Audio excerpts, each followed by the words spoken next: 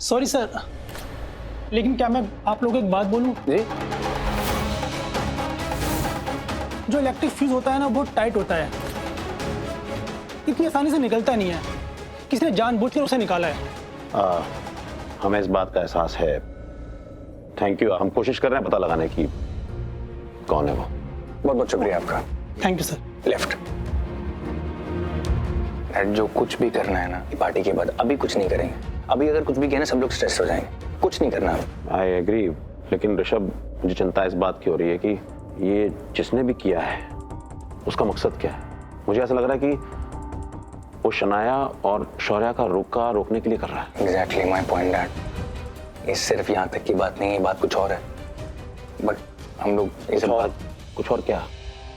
ये पक्का निधि का काम होगा, उसी ने किया होगा ये, ताकि पिताजी को कोई देख न ले। बोलना ऋषभ, कुछ और क्या? आप सिर्फ मुझे 2 दिन दो। सिर्फ 2 दिन के अंदर मैं आपको बताऊंगा कि किसने फ्यूज निकाला है और उसके पीछे वजह क्या है। आप टेंशन मत लो।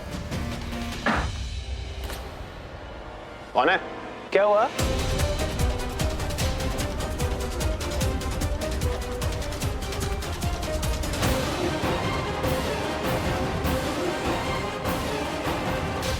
आप ये कौन है? ये जी शनाया की फ्रेंड की माँ है जी। थोड़ा ज्यादा पी ली शायद इन्होंने। इनका बेटा मतलब बेटी बाहर खड़ी है, तो हम वहीं पे लेके जा रहे हैं इन्हें। डॉक्टर बुला दो।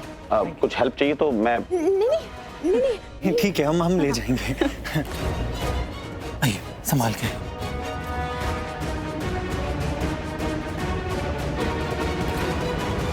ऋषभ क्या हुआ? क्या सोच रहा?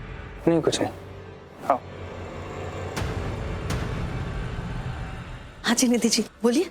शौर्य तुम्हारी बेटी को लाइक नहीं करता और ना ही वो ये रोका करना चाहता था, तो अपनी ये जो हाई होप्स है ना, इन्हें छोड़ दो।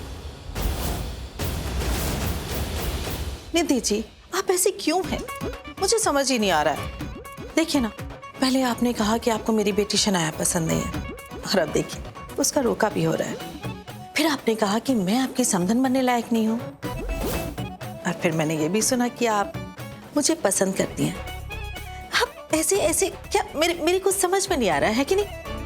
मैं तुम्हें पसंद नहीं करती, और ये बात अपने दिमाग में फिक्स कर लो। मैंने ना अपने कानों से सुना, आप अपनी दोस्त आरोही के कान में कह रही थी कि आपको मेरा आइडिया पसंद आया।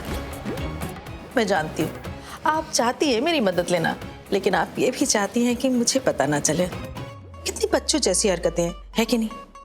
अब मेरी बात सुनिए, हम दोनों समधन बन के रह सकते हैं, अच्छे दोस्त। मैं आपकी बहुत मदद कर सकती हूँ। आप समझ रही ना मैं क्या कहना चाहती हूँ? नहीं, ये बड़े बड़े सपने देखना ना बंद करो। ना ही मैं तुम्हारी दोस्त हूँ और ना ही तुम मेरी समधन बनने के लायक हो, और मैंने आरोही से ऐसा कुछ भी नहीं कहा। हाँ निधि जी, आप तो कितना झूठ बोल सकती हैं।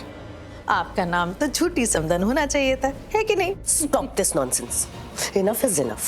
तुम्हारी बेटी इस घर में बहू बन के नहीं आएगी, मतलब नहीं आएगी।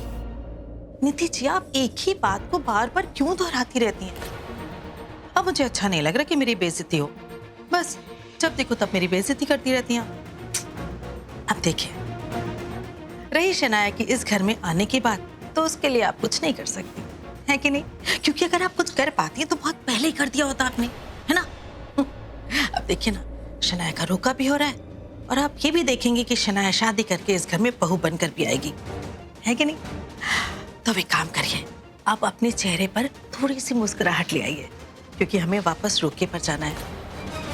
वरना लोगों ने मुझसे अगर पूछा कि आपका मुंह ऐसा बना हुआ क्यों है, तो मुझे तो सच बताना पड़ेगा ना कि आप मेरी और मेरी बेटी की बेइज्जती करती रहती हैं हर वक्त, है कि नहीं? तो चले रोके पर। बच्चों को आशीर्वाद भी देना है।